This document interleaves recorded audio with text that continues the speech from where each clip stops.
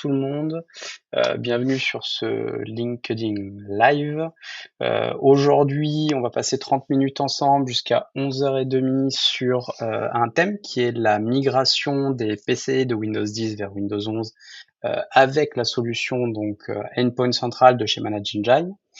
On va commencer par une petite présentation sur ce qu'on fait, sur ce qu'on est et surtout sur la raison aujourd'hui et je dirais l'urgence de devoir migrer ces postes de Windows 10 vers Windows 11. Petite présentation et puis ensuite on ira sur la plateforme Endpoint Central pour vous montrer comment on fait. Donc, Lazarsoft, première chose. Donc Lazarsoft, aujourd'hui, c'est un distributeur. Donc on est un distributeur situé sur la région de Montpellier, donc dans le sud de la France. Et donc on est ce qu'on appelle un VAD, donc distributeur à valeur ajoutée. Le principe étant, c'est qu'on accompagne nos utilisateurs sur évidemment la distribution de la licence, mais surtout sur tout l'accompagnement qu'il y a derrière, hein, l'installation des solutions, la configuration des solutions, et puis une base de connaissances et des cas pratiques comme on va faire aujourd'hui, permettant à nos utilisateurs d'être accompagnés au quotidien sur les fonctionnalités ou sur les sujets du moment avec nos solutions. On distribue donc des solutions qui sont des solutions de l'éditeur ManageEngine appartenant au groupe Zoho Corporation. Nous avons à peu près une cinquantaine de technologies dans le catalogue aujourd'hui et Endpoint Central est une de ces technologies parmi les 50, qui est une technologie orientée gestion de parc, donc permettant de vraiment gérer le parc aussi bien dans son inventaire, qu'avec des outils, je dirais, de dépannage, qu'avec du patch ou du déploiement d'OS, de la masterisation, de la gestion de périphériques, etc. Donc pour aujourd'hui, on va parler de migration Windows 10 vers Windows 11. L'idée étant de pouvoir montrer comment on va migrer efficacement des PC de Windows 10 vers Windows 11, comment on va les migrer simplement et comment on va pouvoir faire ça sur une masse. Parce que l'idée, c'est de se dire que aujourd'hui, vous avez peut-être 10 postes, 20 postes, 30 postes, 200, 1000, 2000. Migrer efficacement des ordinateurs de Windows 10 vers Windows 11, bah, c'est pas simple. On est confronté à des problématiques d'utilisateurs, on est confronté à des problématiques de temps, on est confronté à des problématiques d'environnement. Donc l'idée, c'est de pouvoir montrer comment on le fait facilement avec Endpoint Central. Donc, première chose, quel risque pour votre sécurité? Alors, il faut savoir que Windows 10 arrive sur une fin de support le 14 octobre 2025. Donc le risque à ça, c'est que vous allez avoir plus de mises à jour de sécurité, plus de mises à jour de sécurité, donc des systèmes qui vont être fortement exposés. On a la possibilité de faire de l'extension avec une version qu'on appelle ESU, donc de l'Extended Security, mais le tarif n'est pas des moindres quand même, puisqu'on est à pratiquement 70$ l'année. Donc parfois passer en Windows 11, je dirais que c'est la meilleure chose à faire. Et on voit dans le passé que en fait l'historique des versions précédentes montre une menace réelle post fin de support. Donc en gros l'idée c'est de se dire que une fois que le support est fini officiellement, même sans version détendue de sécurité, on se retrouve avec quand même beaucoup de failles qui ont été vues sur en tout cas les OS précédents qui sont Windows 7 et Windows 8. Windows 7, en 2021, on a eu une fin de support qui a été faite en janvier 2020 et en 2021, on a découvert 256 failles sur l'OS qui n'étaient plus aujourd'hui maintenues. En 2022, 315 failles et en 2023, 56 failles. Ce qui veut dire qu'en gros, on va avoir pratiquement 600 failles qui auront été découvertes après la fin du support de janvier 2020. Concernant Windows 8, en 2023, 65 failles, donc fin du support janvier 2023, courant de l'année 2023, environ 65 failles. Donc là, on est quand même pratiquement à 700 failles découvertes sur des OS qui n'étaient plus maintenus par Windows. La problématique, c'est que OK, Windows 7, on se rend compte que de 2009 à 2020, on a 1800 vulnérabilités et comme on l'a dit, on a à peu près 700 failles qui ont été découvertes entre Windows 7 et Windows 8. Windows 8, en 10 ans, c'est 1700 vulnérabilités. La problématique, c'est que Windows 10, en 10 ans, c'est 4080 vulnérabilités. C'est-à-dire que si post-opération, on découvre qu'on a 700 ou 800 failles de vulnérabilité alors que l'OS n'est plus maintenu, on se rend compte que Windows 10, on est pratiquement presque à 3 fois plus de failles que sur les OS précédents. Donc on imagine que post-opération, on va être pratiquement à peu près ISO, c'est-à-dire qu'on va avoir x2, x3 de failles découvertes alors qu'il est plus maintenu. D'où l'urgence de passer en Windows 11. Surtout que, je le rappelle, mais aujourd'hui, la plupart des failles qui arrivent sur un ordinateur entrent par ce qu'on appelle la petite porte. Donc en gros, c'est vraiment par tout ce qui va être utilisateur. Donc ça peut être les premières personnes au contact, ça va être par la boîte mail, ça va être par du phishing, ça va être par énormément de moyens différents, mais en tout cas qui vont cibler les utilisateurs et en général en plus les utilisateurs qui sont le moins informatisés, parce que c'est plus simple. Donc imaginez tous ces utilisateurs qui ne passent pas en Windows 11, qui en plus de recevoir des mails au quotidien, du phishing, ont des postes qui contiennent des vulnérabilités dues au fait de ne pas passer à Windows 11. Donc, pour aujourd'hui, on va voir comment automatiser, je dirais, les tâches de montée de version, puisque comme on en a parlé précédemment, c'est pas simple de mettre à jour, c'est pas simple de s'organiser surtout pour la mise à jour, c'est pas simple de communiquer pour les mises à jour. Donc en fait, on se retrouve à un moment donné où la montée de version prend énormément de temps pour une tâche qui est, quoi qu'il en soit, très simple à réaliser. Donc dans les cas pratiques qu'on va voir aujourd'hui, un rapport d'état sur l'éligibilité d'un poste en montée de version, parce que comme on le sait, tous les postes ne peuvent pas monter en version sur Windows 11, on a forcément des prérequis à respecter minimum pour pouvoir le faire. On va créer des groupes dynamiques nous permettant de ne pas avoir besoin, je dirais, de rechercher quel ordinateur est en Windows 10. Quand on va déployer sur une cible, en fait, on va déployer sur un groupe dynamique qui contient l'ensemble des Windows 10. Donc, on va simplifier au maximum la montée de version. On va avoir un déploiement forcément qui est maîtrisé et automatisé et des rapports de résultats sur ce qui est fait, est-ce que ça a été bien fait, pas bien fait, etc., etc. Hop, j'ai oublié aussi d'en parler. À la fin de cette présentation ou même pendant la présentation, n'hésitez pas à poser vos questions. J'y répondrai à la fin et si jamais je ne peux pas y répondre à la fin, puisque par manque de temps, on pourra en discuter lors d'un rendez-vous ou d'une réunion qu'on pourra effectuer ensemble.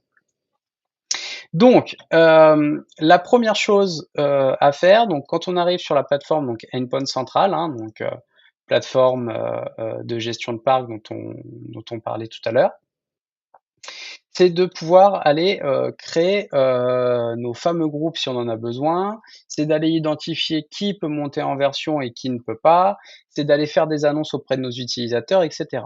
Donc la première chose, c'est qu'ici, vous avez sur Endpoint Central ce qu'on appelle ZIA. ZIA, aujourd'hui, c'est une intelligence artificielle qui a été intégrée dans Endpoint Central. Donc, c'est une intelligence artificielle créée par Zoho Corporation. Quand on clique sur Windows 11 Readiness Report, on va aller avoir l'état des lieux de l'ensemble de nos ordinateurs. Tout ce qui va être incompatible et tout ce qui va être compatible. Donc là, pour information, j'ai pris le pas de mettre une VM, donc une machine virtuelle qui est en Windows 10 professionnel, en version Windows 10 22H2. Et on se rend compte qu'au niveau des prérequis, il va nous informer sur les prérequis au niveau de la RAM, au niveau de l'espace disque, au niveau de la puce TPM, version TPM qui doit être en 2.0 pour faire une montée de version sur Windows 11, sur tout ce qui est microprogramme, donc c'est-à-dire les démarrages sécurisés ou l'UEFI, et le processeur. Sur ma VM, on voit que je respecte des prérequis de RAM, des prérequis d'espace disque, des prérequis partie de microprogrammes. Par contre, au niveau du processeur et de la version TPM, on se rend compte que je ne corresponds pas, en tout cas, à une montée en version. Donc je sais que cette machine ne pourra jamais monter en version. Par contre, sur mes compatible devices, j'ai une autre machine, donc là PC fixe installé, qui a je dirais le bon espace nécessaire. On est pareil en Windows 10 professionnel, en version 22H2, et celle-ci est compatible. Je vais avoir la possibilité de faire de la customisation, donc où je vais inclure en fait mes VM. Je vais avoir la possibilité d'inclure déjà mes Windows 11 pour avoir l'idée de qui est déjà monté en version. Et je vais avoir ce qu'on appelle un avertissement sur l'espace, puisque quand je vais déployer Windows 11, l'idée c'est de déployer une ISO sur le poste Windows 10. Cette ISO, elle pèse, je crois que c'est à peu près une dizaine de gigas. Donc, je vais être averti sur tous les ordinateurs compatibles qui n'auraient pas l'espace nécessaire pour recevoir cette ISO et donc faire la montée de version. Une fois que j'ai, je dirais, l'information de qui peut monter, je vais aller créer un groupe personnalisé pour aller réunir mes Windows 10 de manière à quand je vais déployer au final ma mise à jour, je vais le déployer sur ce groupe dynamique qui va répertorier l'ensemble de mes Windows 10. Donc je vais aller tout simplement dans Administrateur, je vais aller dans le groupe personnalisé, je vais aller créer un nouveau groupe d'ordinateurs, je vais créer donc un groupe dynamique. Ce groupe, on va l'appeler ordinateur Windows 10 par exemple. Et ici, je vais tout simplement lui dire, je veux tous les services packs qui sont égales à Windows 10 22H2. Voilà. Et je crée mon groupe. En effectuant cette manipulation, je me rends compte que dans mon groupe dynamique, si je clique dessus et que je vais dans ordinateur, j'ai bien mes deux ordinateurs qui viennent de rejoindre automatiquement ce groupe. Là, pour l'exemple, j'en ai deux. Mais évidemment, dans votre cas à vous, vous en aurez peut-être 100, 200, 500, 1000, 2000, peu importe. L'idée, c'est que l'ensemble des Windows 10 puissent rejoindre ce groupe. J'ai choisi une 22H2, mais je peux lui ajouter dans mes groupes dynamiques ce qu'on appelle du et ou du ou, et lui dire et les Windows 10 23H2 et les Windows 10 24H2, etc. L'idée, c'est que de toute façon, je ne vous permettrai que de choisir les service packs présents sur votre parc. Je ne vais pas pouvoir vous dire de choisir un service pack 23H2 si vous n'avez que des 22H2. Donc déjà, on va éviter de complexifier la gestion du groupe. Ensuite, à côté de ça, il faut pas oublier que avant d'aller déployer le patch, il faut prévenir nos utilisateurs. Donc Endpoint Central, c'est aussi ça, c'est la possibilité de prévenir nos utilisateurs de façon très simplifiée. Pour ça, vous avez ce qu'on appelle dans l'outil la partie annonce.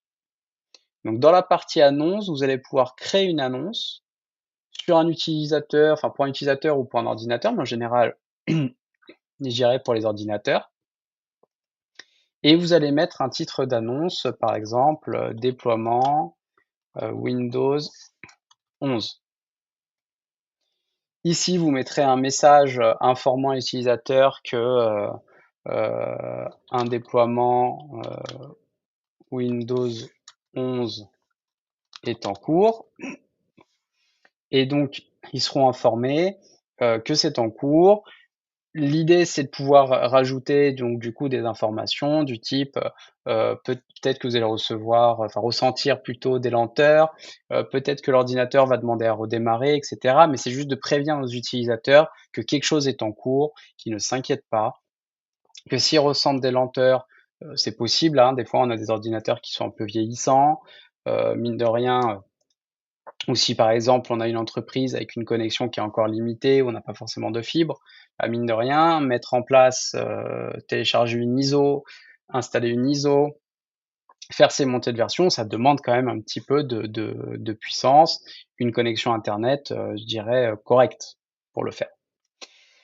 Ici donc l'avantage, c'est qu'on va pouvoir couvrir tout le périmètre puisque effectivement, pour déployer, je dirais 10 Windows 11, on n'aura pas besoin de beaucoup de temps. Une journée sera largement suffisante. Par contre, demain, vous avez besoin de déployer 2000 Windows 11.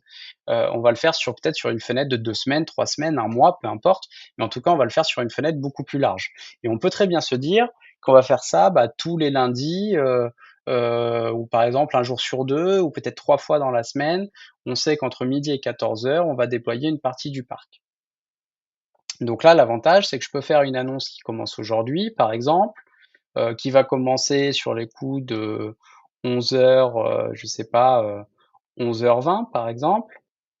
Hop, tac, sur les coups de 11h20 et qui va se terminer, je sais pas, peut-être dans une semaine ou 2 semaines ou peut-être simplement demain sur les coups de 11h15. Donc on sait que cette fenêtre-là, j'aurai mon annonce qui va, apparaître pour mes utilisateurs.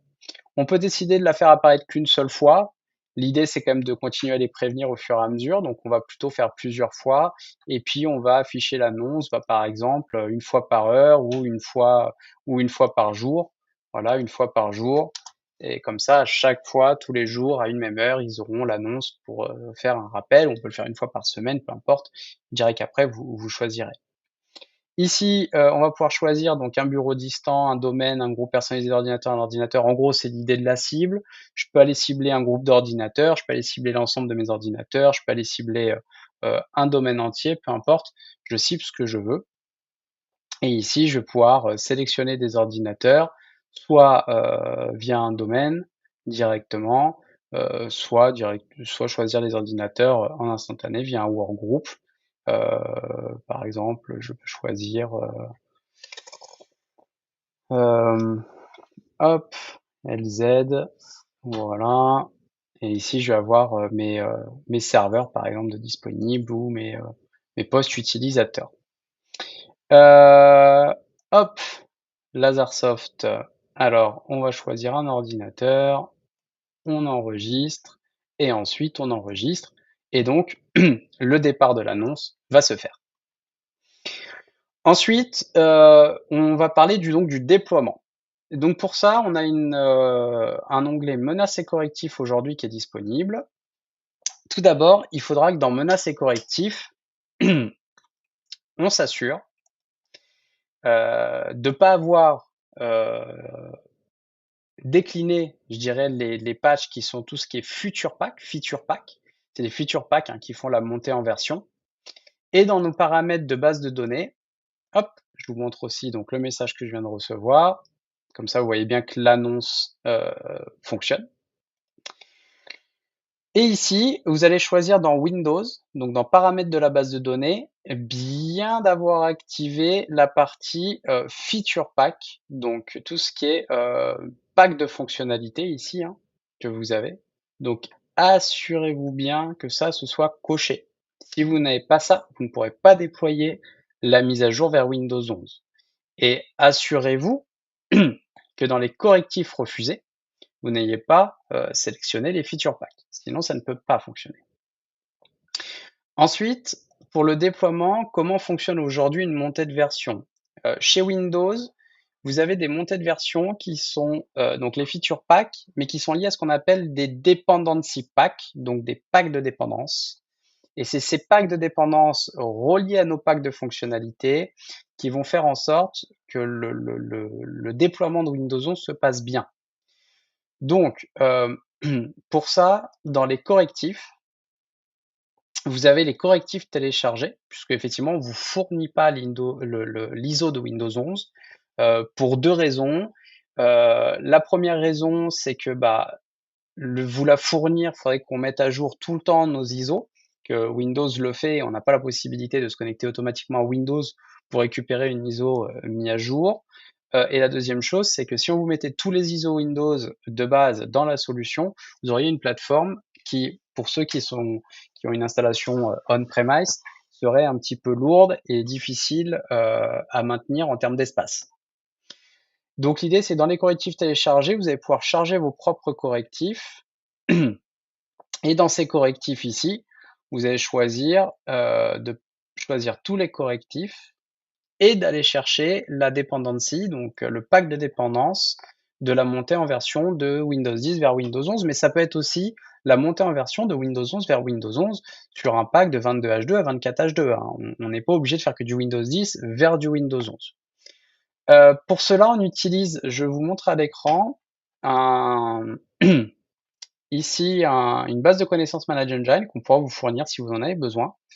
Et vous choisissez le système sur lequel vous êtes aujourd'hui, sur sa version d'OS, et il vous dit quelle est la bonne dependency et quel est le bon feature pack, donc quelle est la bonne dépendance et le bon pack de fonctionnalités, ainsi que le lien pour télécharger l'ISO directement. Donc pour ça, nous ici, on va juste en charger les correctifs, rechercher plutôt l'ISO qui nous intéresse, donc la partie dépendance. Et en recherchant, on se rend compte qu'on a accès à la dépendance. Et cette dépendance chez nous a déjà été chargée. On vous montrera comment la charger plus tard si vous en avez besoin en tout cas. Ou alors vous prendrez, je dirais, un peu de temps avec nous ou nous avec vous pour qu'on vous montre comment faire. Donc moi, de mon côté, mon pack de dépendance est déjà chargé et déjà préconfiguré. Maintenant, ça va être plutôt d'installer le correctif. Donc pour installer le correctif, on va avoir deux façons de faire. Soit on va faire un déploiement manuel sur un nombre de machines, tests, etc. Mais on peut surtout automatiser le déploiement et se dire, bah, je vais choisir une tâche automatisée spécifique de déploiement et puis pouvoir choisir quand est-ce que je la déploie. Mais on peut aussi faire, donc comme je l'ai dit, un déploiement manuel qui va se faire sur ce qu'on appelle une stratégie de déploiement. Donc en gros, pour faire simple, c'est quand est-ce que je déploie, à quelle heure, à quel jour, etc. Je dirais pour avoir une vraie granularité sur la façon de déployer. Donc ici, ça va être un déploiement manuel qu'on va vous montrer. Ici, ça va être une stratégie de déploiement qu'on va choisir. Donc, je vais lui dire, bah, je veux faire un déploiement du coup Windows 11. Ici, je vais aller chercher un correctif de déploiement. Vu que mon page de dépendance et mon ISO a été monté, bah, je suis tranquille, je sais que je peux déployer mon pack de fonctionnalités maintenant et que ça fonctionnera. Donc ici, je vais aller juste chercher tous les correctifs. Je vais aller rechercher mon pack de fonctionnalités. Donc, comme je vous l'ai dit tout à l'heure, dans ce que je vous ai montré, on vous donne les numéros, donc l'ID des correctifs. Ici, je vois que j'ai mon pack, mon feature pack. Donc, comme on le voit, Windows 11 24H2. Je l'ajoute. Donc là, il est bien ajouté. Je choisis une stratégie de déploiement. L'idée, c'est de ne pas rentrer dans le détail de la stratégie de déploiement aujourd'hui, de comment elle fonctionne. Comme j'ai dit tout à l'heure pour résumer, c'est je choisis avec cette stratégie de déploiement, est-ce que j'avertis mes utilisateurs quand je déploie? Est-ce que je déploie plutôt le lundi, le mardi, le mercredi, le jeudi ou le vendredi? Est-ce que je déploie plutôt le matin, le midi, le soir, peu importe? Est-ce que je déploie le week-end? Et ensuite, c'est le redémarrage de mon ordinateur. Est-ce que je donne la possibilité à l'utilisateur de redémarrer sur une plage donnée en disant bah je te laisse 1 heure, 2 heures, 3 heures, 4 heures, 8 heures pour redémarrer? Est-ce que je force le redémarrage? Est-ce que je l'impose? Etc., etc. Donc une stratégie de déploiement, je dirais que ça va allier votre partie confort utilisateur, mais aussi gestion de l'environnement. Là, pour aujourd'hui, on va utiliser ce qu'on appelle une stratégie par défaut de Manage Engine, qui est déployer le plus rapidement possible. On le fait sur un ordinateur. On peut voir ça comme, je dirais, un test. Donc, on va le faire le plus rapidement possible. Ensuite, je choisis du coup la cible sur laquelle je vais le déployer. Donc là, pour le coup, c'est ce qu'on appelle chez nous un bureau distant. Hein, c'est après ces termes, je dirais, Manage Engine. Et ici, je vais choisir, vous vous rappelez au début, on avait créé un groupe personnalisé dynamique qui contient l'ensemble de nos Windows 10. Évidemment, comme je vous l'ai dit tout à l'heure, un groupe personnalisé peut avoir du et du ou. Donc là, si je fais juste un groupe personnalisé où j'ai tous mes Windows 10, bah forcément, je vais déployer sur l'ensemble de mon parc Windows 10. L'idée, c'est d'aller affiner, puisque j'imagine que si vous avez 300, 500 ou 1000 PC, vous allez vouloir le faire par petits bouts. Donc ça va être intéressant de se dire, bah, par exemple, je peux dire tous les PC en Windows 10, donc Service Pack 22H2, et dont le nom, par exemple, commence par compta-, parce que je sais que compta-, ce sont tous mes ordinateurs de la compta. Et dans ce cas-là, on va pouvoir créer plusieurs groupes dynamiques avec tous ceux qui sont en 22H2 et qui commencent par compta, ou alors je pourrais le faire par rapport à un processeur spécifique, ou par rapport à de la RAM, par rapport à une version, par rapport à une édition, peu importe, mais l'idée c'est d'aller choisir justement les bonnes choses. Donc là, je vais choisir ordinateur Windows 10, tout simplement. Et donc là, mon futur pack Windows 11 va être déployé le plus rapidement possible sur mes ensembles d'ordinateurs Windows 10. Ensuite, je déploie immédiatement. Et en déployant immédiatement, la mise à jour va partir sur mes cibles. Sur ces cibles-là, vous allez avoir, alors j'ai une VM qui est éteinte, hein, donc qui va rentrer de toute façon en erreur, c'est normal, et puis de toute façon la VM n'est pas compatible, donc quoi qu'il en soit, il va pas essayer de me le déployer, il va me dire tout simplement dès le début que c'est pas compatible. Mais ici, vous aurez un état des lieux et un rapport sur la mise en place de votre Windows 10 vers Windows 11.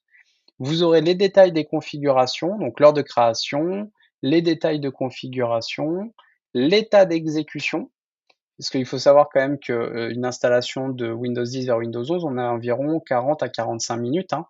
Le temps de déployer l'ISO, le temps d'installer toutes les dépendances et le temps de redémarrer l'ordinateur, que la mise à jour se fasse, on va avoir effectivement entre 30 et 45 minutes d'installation, hein, c'est quand même assez long.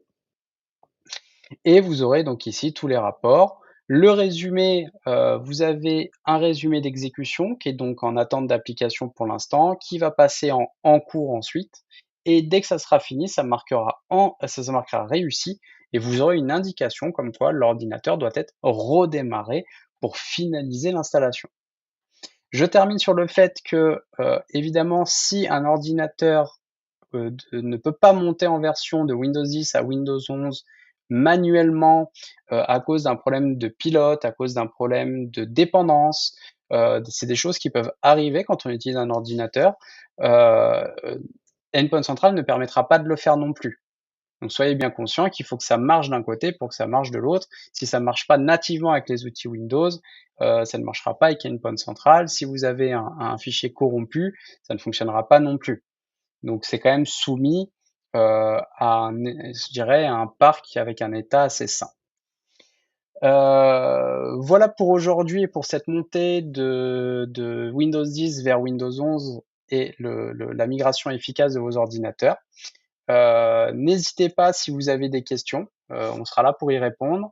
N'hésitez pas à prendre rendez-vous avec nous directement sur le site lasersoft.com ou en adressant directement nos équipes commerciales. Vous avez par exemple l'adresse sales@lasersoft.com ou marketing@lasersoft.com.